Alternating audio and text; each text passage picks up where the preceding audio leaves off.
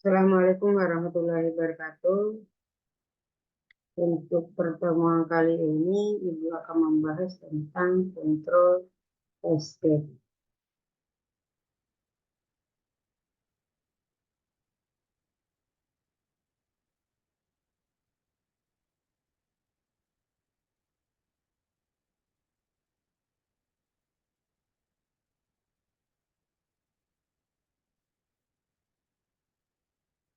Yang pertama, rangkaian kontrol kombinasi atau escape.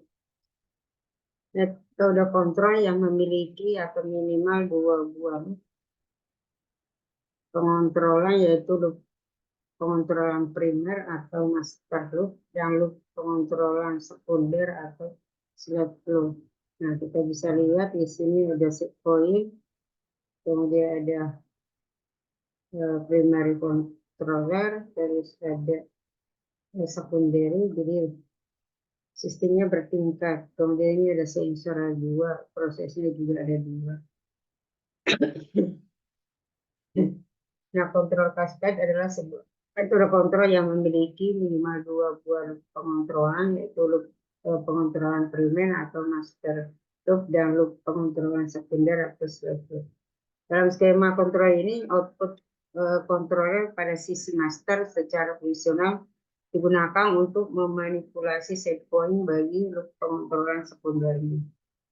Hasil dari penggabungan kontrol ini dapat menghasilkan keluaran yang mempunyai respon perbaikan terhadap kesalahan dengan lebih cepat.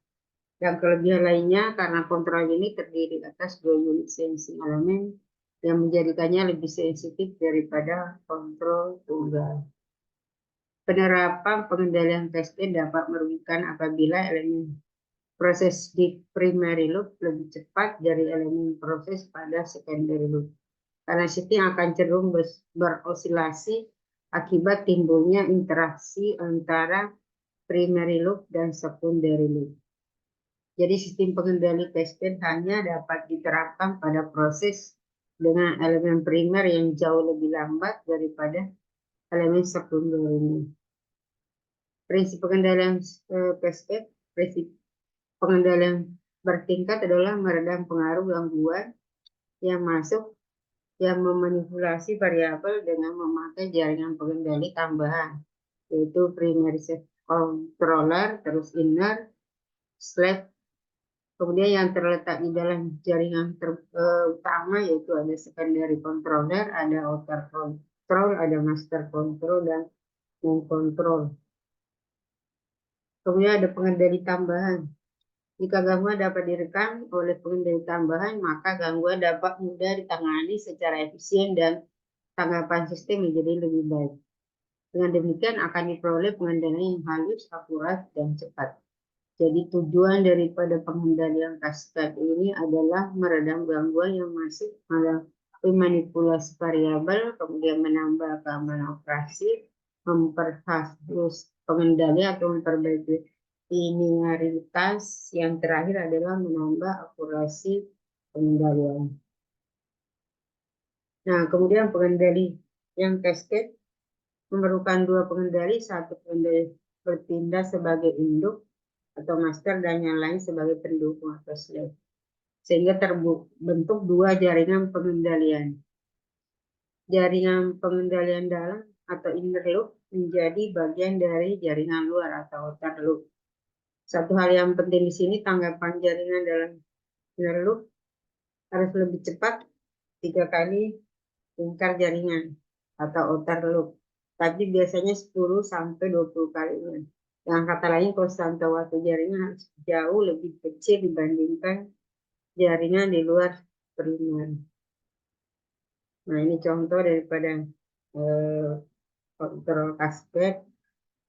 Di sini kita bisa lihat ada dua kontrol. Yang pertama ini, kemudian yang kedua ini ada steam valve, kemudian ada valve opening, ada steam supply, kemudian ini ada tangki, ini ada water outflow, kemudian ada tangki temperatur, ada temperatur yang disetting, kemudian water inflow.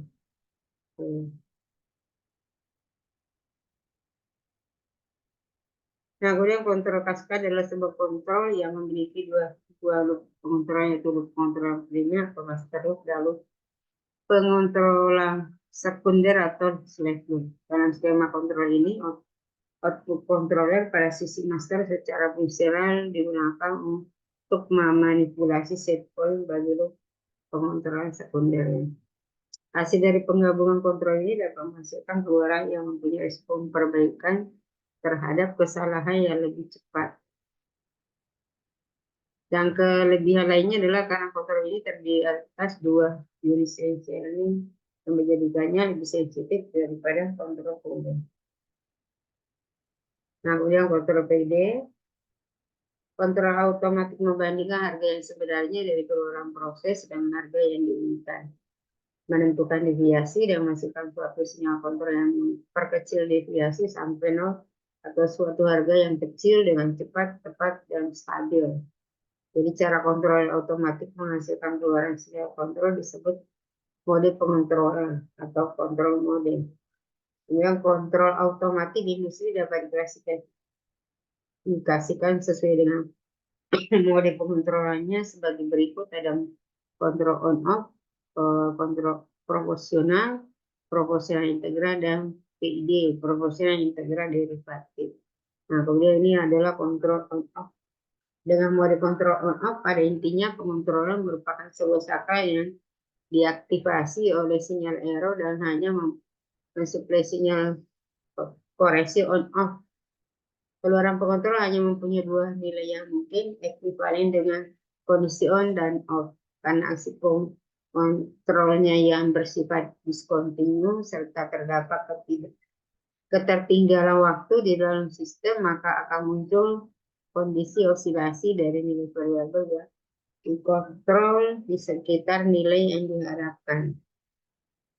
Nah, kemudian kontrol on off merupakan mode kontrol yang sederhana dan mudah dan seringkali digunakan dengan osilasi yang direduksi hingga level yang dapat diterima.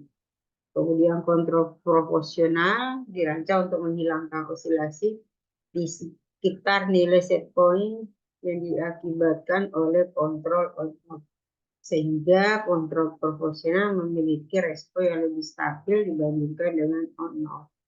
Pada kontrol proporsional, besarnya nilai manipulasi variabel adalah proporsional terhadap besar error yang terjadi. Kemudian ada BM proporsional merupakan angka presentasi terhadap skala penuh indikator di mana output kontrolnya membuka atau menutup dengan posisi 0% sampai 100%. Kemudian persamaan matematika untuk kontrol proporsional dapat dituliskan sebagai berikut. DKP sama dengan 100% dibagi dengan PB.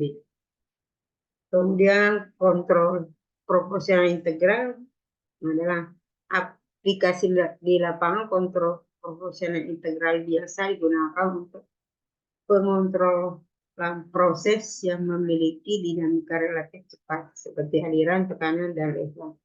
Berdasarkan sebuah survei dinyatakan bahwa hampir 80% dari kontrol PID yang terinstall di industri menggunakan kontrol PID dalam operasinya. Penambahan integrator dalam kontrol pada dasarnya dimasukkan untuk menggantikan sinyal, biasanya manual atau bisa juga di reset. Kemudian kontrol PID. Aksi kontrol PID pada dasarnya bertujuan untuk mengembangkan kelebihan komponen pada kontrol PID. Ini berfungsi untuk kontrol proporsional berfungsi untuk mempercepat respon, kemudian integral berfungsi untuk menghilangkan error CB, dan output derivatif berfungsi untuk memperbaiki sekaligus mempercepat respon transit. Sekian dan terima kasih. Selamat malam. Assalamualaikum warahmatullahi wabarakatuh.